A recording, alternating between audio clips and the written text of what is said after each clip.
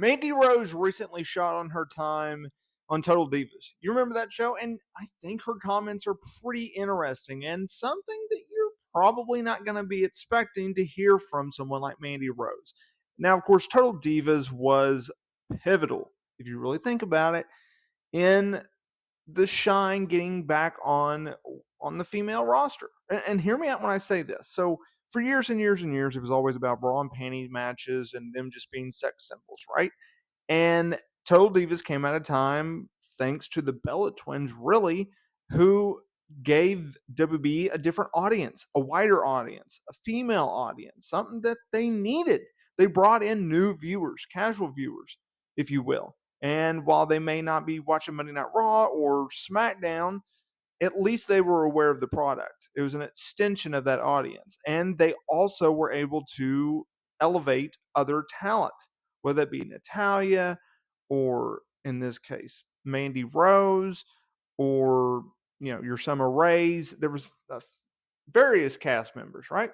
But it led to the women's evolution. Finally, the fans, they invested in these stars and they wanted to see these stars get over and be pushed and not just have 2-minute matches or 5-minute matches, lengthy, matches being booked just like the men. And the women's evolution and revolution came and went thanks to the likes of Becky Lynch, Charlotte Flair, Sasha Banks, Emma, Natalia, and really you got to give the Bella Twins, even though they weren't the greatest in-ring workers and could be extraordinarily annoying to watch on WWE television, they played a factor in this. And so while appearing on the Power Alphas podcast, Mandy Rose, a former WWE star, she spoke about going from Tough Enough, another reality show, to Total Divas. And this is what she had to say. I knew I was going to be very respectful and friendly and nice and whatever. However, it's reality TV. I already went through that experience on Tough Enough of being like the nice girl, kind of finishes last. Like I had Lita and Jericho come up to me and was like, listen, you've got everything that it takes, but like you've got to step it up when it comes to the reality part and like drama. And this is reality. Like you have to stand out. So that's when I became the big bad wolf.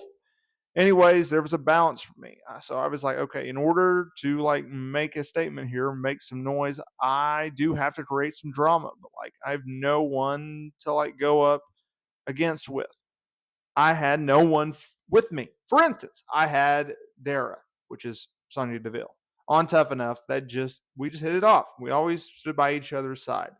If one was messing with her, I step in. If one was messing with me, she would step in. We were a team and we were loyal like that. I didn't have that going into Total Divas.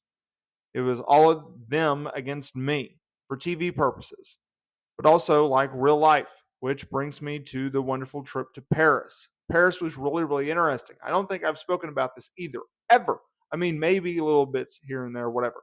Paris was a time where I was like, okay, this isn't for me. I called my ex and I literally said to him, I cried. I was crying one night and I was like, I don't want to do this.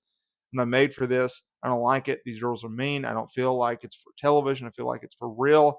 I'm being left out. People don't want to hang out with me. I hate it. I hate it. I was crying and it was really upsetting. It was just this weird time for me. So much happening. And I had so much pressure. Mandy Rose is the next big thing. Everything I did was just watch. And I was like, oh, God. She continued, I trust you, by saying, I came from the show on Tough Enough that I had so much confidence, beaming with confidence. And I fell in love with this. This was going to be something. I'm so excited. It's going to be this big deal. And I felt really small. I lost my confidence. I was trying to be nice, but I felt like I should have just been a freaking bee. You know what that word is. I was not like clicking with anyone. I clicked with Eva Marie from the start, but I felt like the Bella Twins were a big thing and they had most of the time in there and the presence about them. I felt like everyone was kind of always trying to please the Bellas, the girls, and I was trying to please them. But I don't think they really liked me too much in the beginning. I'm not going to lie. I get along with them great now. I love them and I have a lot of respect for them. I just saw them recently at a big event signing. I love them. I think they're doing amazing things. I envy them and following in their footsteps. But at the same time, I don't think they were big fans of me.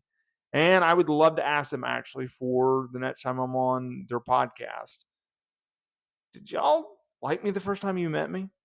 Anyway, so I was in a place where I didn't feel me. I didn't know where to go. I didn't have anyone. I didn't know who was on my side. I felt alone, even when it came to producers and people behind the scenes. I just felt like they were going to always put the other girls first, and rightfully so. That's fine. But I felt like no one was in my favor. I went from tough enough of a big shot over there.